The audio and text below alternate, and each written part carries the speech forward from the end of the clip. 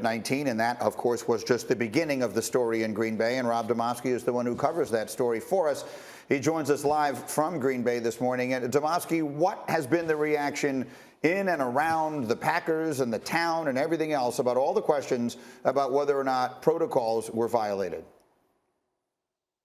Greeny, there was a really interesting development that happened since we spoke yesterday. Packers coach Matt LaFleur was once again asked if he felt that they followed the protocols and did not cut any corners for Aaron Rodgers. And he pointed at the door that leads to the media auditorium, which leads on the other side to the locker room areas. And he said, as far as the football space is concerned, I'm 100% confident. Now, the obvious implication there is that he has no control over what happens outside of the facility, like at some of the events that we think and know that Rodgers has attended, a Halloween party, for example, and in the media auditorium where he does his press conference. And that, Greeny, was the overriding thing that just sort of hung over yesterday around Lambeau Field and really around everywhere in Green Bay.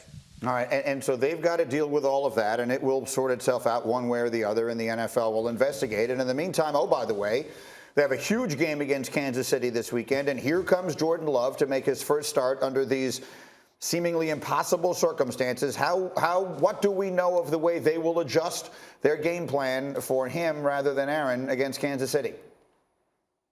We spoke with offensive coordinator Nathaniel Hackett yesterday, and he made this point. He said your game plan and your offense have to be flexible enough to both attack the defense how you want to do it, but also take into consideration what the guy running it is better at. And he said, look, Aaron Rodgers and Jordan Love are at two different points in their careers and at two different points in their lives. So obviously they're different players, but they do think that they have enough in their offense that Love is comfortable with. The thing to keep an eye on is the running game. I know you mentioned the return of Davante Adams off the top, and that will help. But last week, without those three receivers, Greeny, they ran the ball 45% of the time. Look for that to be possibly even higher this week. Okay, Rob Demovsky, just outstanding as always. Thank you as I bring it out to the group here, and we'll see where they wind up going there. But let's look at this game. This was a game, if I have this right, because we did it on the radio right when this was happening, this was a pick-em game before the news about Rodgers, and the number I have right now is Kansas City as a 7-point favorite. So that's about the maximum. A quarterback being worth about a touchdown is the maximum. But that's not what we deal in here. This is a huge game for both teams. The Chiefs need to right the ship. The Packers have been the hottest team in the entire NFL. Who wins the Jordan Love game, Graziano? I'm going to take the Chiefs because to the extent that Patrick Mahomes has been making mistakes that help cost his team games, I think it's still more likely that the guy making his first career start makes more of those. And I think that's where the Chiefs will be able to take advantage and catch a major break here. Yeah, whoever would have thought that we would look at this game and say, well, so long as Patrick Mahomes isn't the quarterback who costs his team more, but that is reasonably where we are. Ninko, who wins? Yeah, I'm going with the Chiefs on this one. I think that the Packers have been hot, but that's because they have Aaron Rodgers as their quarterback. Having a quarterback in there like Love that isn't Aaron Rodgers, that might be the gear kind of grinding right here, and their momentum might stop right now with Aaron Rodgers not in this game. Well, let me ask you the irrelevant counterfactual. If all this hadn't happened and we were just picking this game, would you have taken Green Bay? I would have taken Green Bay. Yeah, me too. Mm-hmm. And how about you, Sacho? Who do you have? Oh, actually, RC is next. Excuse me. Who have you got in this game, RC? And is it different because of the absence of Rodgers?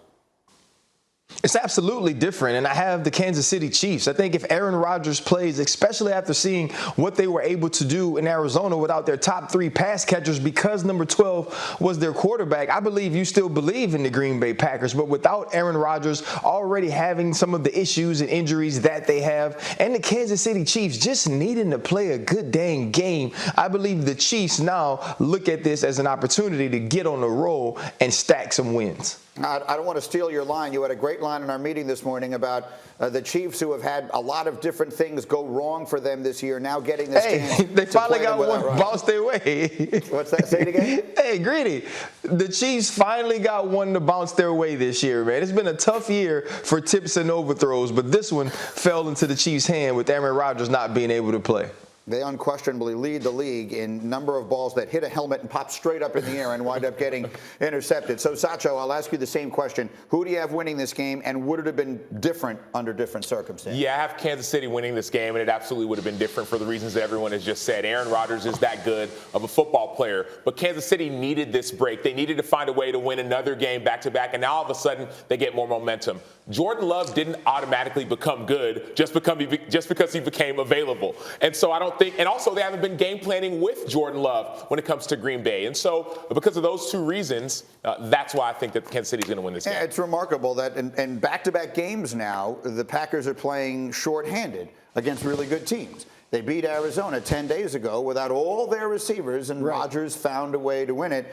Now they got all those guys back, and they're going to do it without Rodgers, and none of us believe it. Yeah, but this isn't shorthanded for Green Bay. This is no-handed for Green Bay. When you don't have your quarterback, especially Aaron Rodgers, you got no hands. No hands.